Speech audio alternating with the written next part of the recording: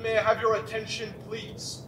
The ceremony that you are about to witness is an Army wreath-laying ceremony to be conducted by the Director of OPM. It is requested that everyone remain silent and standing during this ceremony.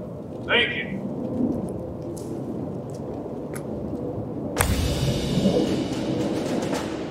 Going to the Arlington Cemetery to do the wreath laying with our veterans employee group is very meaningful because it just gives you a minute to pause and reflect.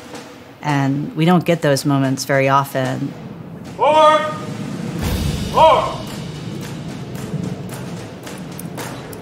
Hold! Forward! Hold! Ready? Hey! I did that ceremony, the wreath-laying ceremony, either as the person laying the wreath or the person presenting. I did all those roles when I was there back in the 80s. And so this was the first time I actually got to be on the other side and to assist the director with laying the wreath, which was quite an honor.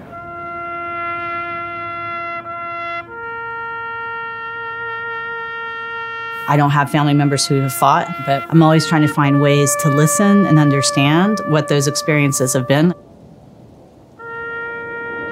I just think it makes me a better person and a better leader.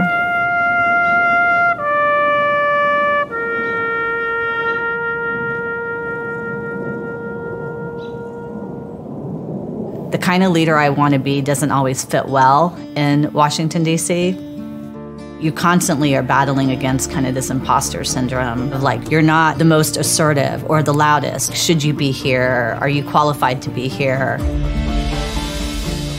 Oftentimes it is the quiet leadership that I think gets overlooked.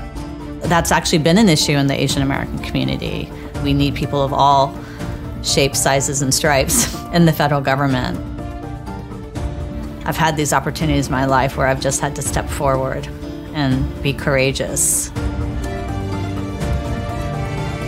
As scared as I was and nervous as I was, it was important as an Asian American woman to take that leap.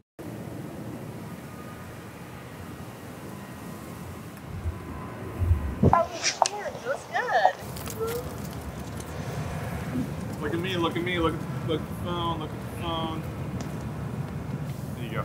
Perfect. Thank you. Thank you. Thank you. Okay, Reed said we have 30 seconds. Okay. Okay. Thanks, Reed. Thanks, Angie. Put me out there.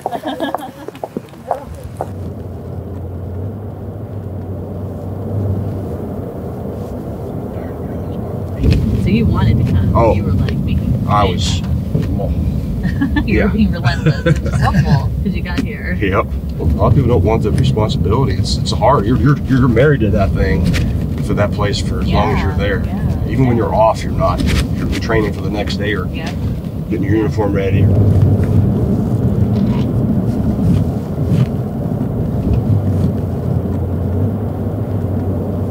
Happy birthday, by the way. Oh yeah, thanks.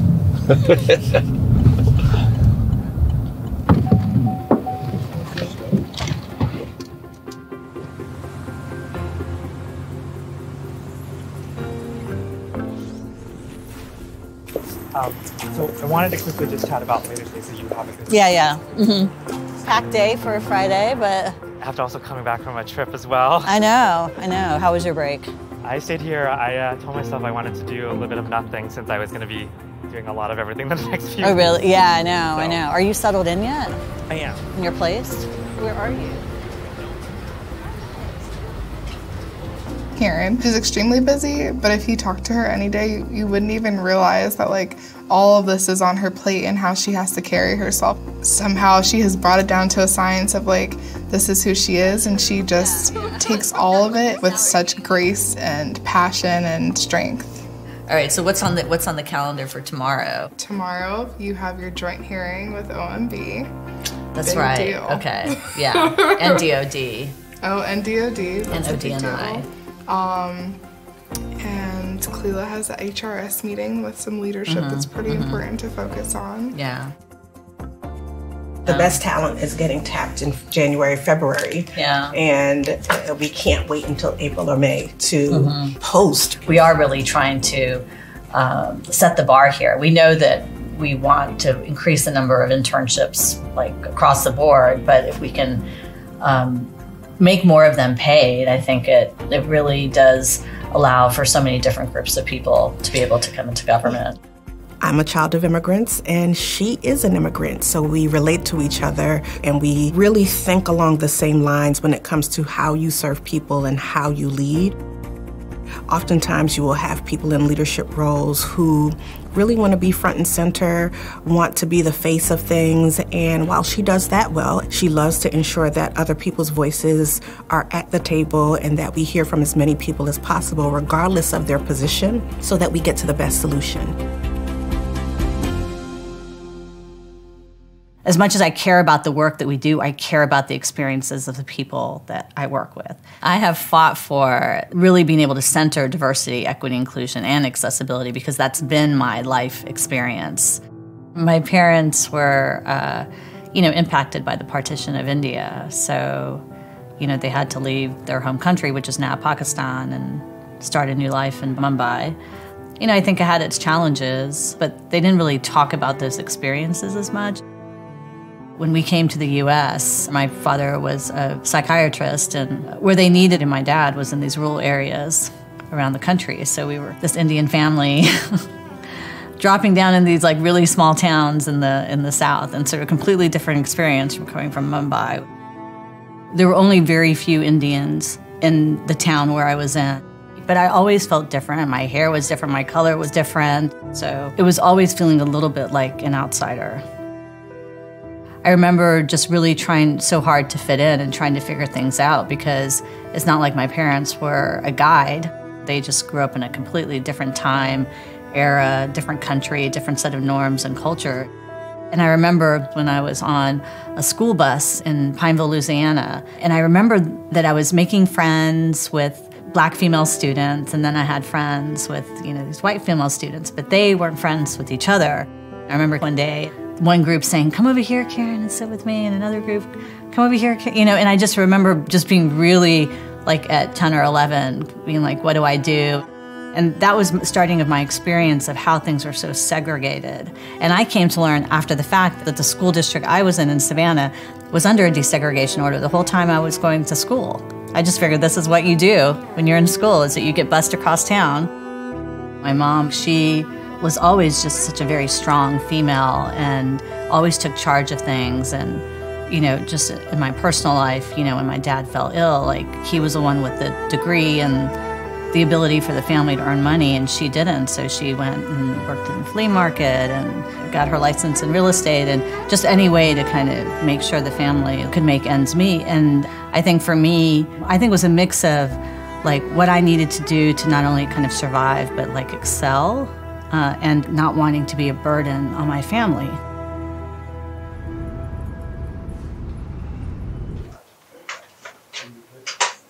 Kiran is really the chief people person of the federal government. And as the director of the Office of Personnel Management, she drives that day in and day out so that we can strive for the federal government to be a model employer. There are 2.1 million civilian employees in the federal government. And the things that we do at OPM help support those agencies in making sure they're bringing on the best talent. They're helping to address skills gaps in the workforce. So we play this huge supporting role, and Kiran is really like at the top of that, and she has developed really strong relationships with leaders in all of the agencies across government to facilitate us performing that role. Even Seema was like, "Where's OPM?" I'm like, "Hello, like you're right." It's been a while. All right. Anyway. Good to see you. Happy holidays. I've known Kiran for about 10 years, going back to our time in the Obama administration, when she was the executive director of the White House Initiative on Asian Americans and Pacific Islanders, and I was President Obama's liaison to the API community.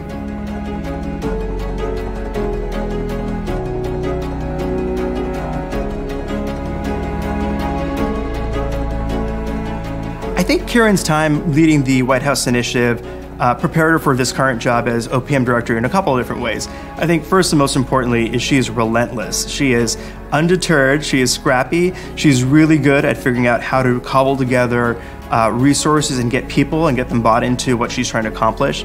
I think the second thing is, she really understands the various connections between all the needs and services of any community and how they experience the federal government. And that's important here at OPM when you have a federal workforce that's trying to work on behalf of all Americans. She really understood what it meant to listen to every part of our community and really try to think about how we're going to advance progress for all of us. When I was graduating from law school, the job I wanted was to work in the Civil Rights Division. What I saw in the world just had such a huge, emotional impact on me, and I just was like, I have to do something about it. I can't just sit and kind of watch what's happening. Then I was just very passionate about, social causes and social issues, and civil rights was, a passion and why I wanted to be a lawyer. I went for the interview. I remember going in thinking to myself, okay, I'm not going to put a lot of stock in this because I'm not going to get this job because I'm competing with all the folks at all these great law schools. And lo and behold, I get the letter that I'm 1 out of 5 in the country. And so that was my entree into the federal government, was to work at the Department of Justice in the Civil Rights Division. It was also interesting being a young woman of color, in my late 20s, and being told I have to wear pantyhose and skirts to the courtroom, and having older white gentlemen across the, on the other side who just couldn't believe, oh, you're representing the government. Seema and Jenny are my colleagues in the administration, and I've known them for a very, very long time. From when I landed here in DC, more than 20 years ago. They had such drive, and they cared so deeply about the people around them. And so I have some really important mentors who just supported me to take the leap, and that they would be there to help me. And I think that's what brought us together, right? Is wanting to make sure there was a voice for Asian American women across a spectrum of social justice issues, and that just resonated with us because we recognized that often those voices don't have a seat at the table. So much of this, our relationship and friendship, both personal and professional, has been, I think, for me, so gratifying and so rewarding. We want to do meaningful work, and we want to do it with people we respect. And I think about all the times that I would call you all up and say, should I do this or that, or just relying on each other. And just over the years, sometimes we don't talk for a little bit, but it's always coming home, and there's always these pivot moments, I think, in our careers where it's coming home to say, here's where I am, and here's what I'm facing, and what do I do? I love these times where we can just hang out, and I know how busy we can all be. So, but I really do treasure these moments of just being able to hang out and spend time. And we don't get to do it enough. That is the problem. Absolutely. Well, let's make sure we do it more. I know you have a meeting to get to. So. I know you guys do as well. Bye. Bye. Okay. So good to see you. So I was nominated by the president to be the director of the Office of Personnel Management.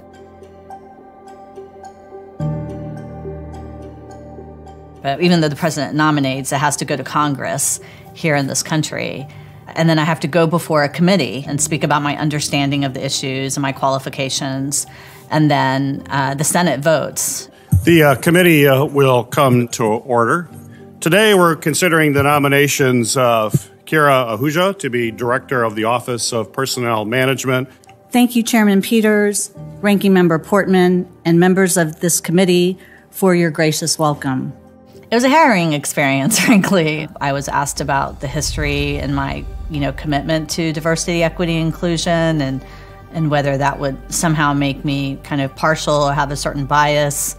Do you commit now to administering the Federal Health Employee Benefits Program in accordance with existing law? Thank you, Senator, for that question. I understand the role and responsibilities for this position, and I would absolutely follow the law. As you're well aware, federal cybersecurity is a significant challenge to agencies as we continue to face breaches. And will you make this a priority? I think it's an important issue, and I definitely commit to working with you in this committee on those issues. And so my question to you, my final question to you is that will you commit to uphold and protect our merit-based employment system and the core values that underpin that? Thank you, Senator. I do understand the role of this position. I very much take that very seriously and upholding merit system principles. I also understand the value of no one should be discriminated based on their race. I was a former civil rights lawyer, and I take that very seriously. I think we all uphold what Martin Luther King Jr. said, which is we should be judged by the content of our character and not the color of our skin. And that's the approach that I've taken. And with that, this hearing is now adjourned.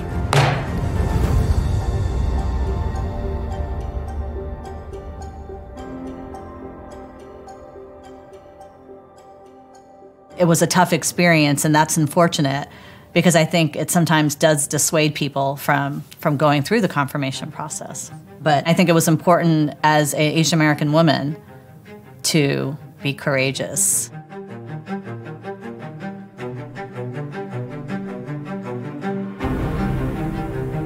Welcome, and thank you so much for joining us here today to officially swear into the Office of Personnel Management's new director, Kiran Ahuja. I had the pleasure of working with Director Ahuja when she served as OPM Chief of Staff from 2015 to 2017. If you'd please raise your right hand. I, Kiran Ahuja. Success comes from doing what you love, not looking for things that you think make you successful. I picked the job because this speaks to me. I feel like I can contribute. It's meaningful. I want to make a difference. And I think that's what brought me to wanting to work in the community, to wanting to come into public service, was because I think those are meaningful jobs. So help me God. So help me God. Well, congratulations and welcome, Director Ahuja. Thank you. Before Kiran was nominated, OPM had been through a very difficult several years. The agency's existence was threatened. Many parts of the federal government had gone about their business of figuring out what they were going to do without OPM. So when Kiran was ultimately confirmed, what she did from day one was really establish that OPM was going to be a force in this administration, that OPM was important, that the mission that we have is critical, not only for OPM, but really for the success of all federal agencies. And she set a tone for the rest of us. I think the quality that makes Kiran a strong leader is compassion. I think that's important in any leader, right? You don't want just to have a strong vision, an idea of where you're trying to go and how to accomplish it, but really being compassionate and caring about people. Because at the end of the day, as she understands as OPM director, people are the secret sauce to everything we're trying to do. I am inspired to see her day in and day out deal with the highest ranking officials in government and win them over.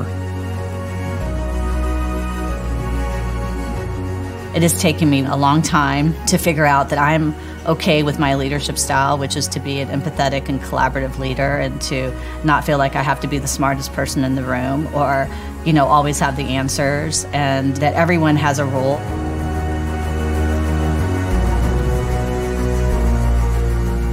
We have to have people of every walks of life, every stripe, because that's the community we serve. That's the American public. And if we don't have those individuals reflected, then we don't know how to best serve those communities.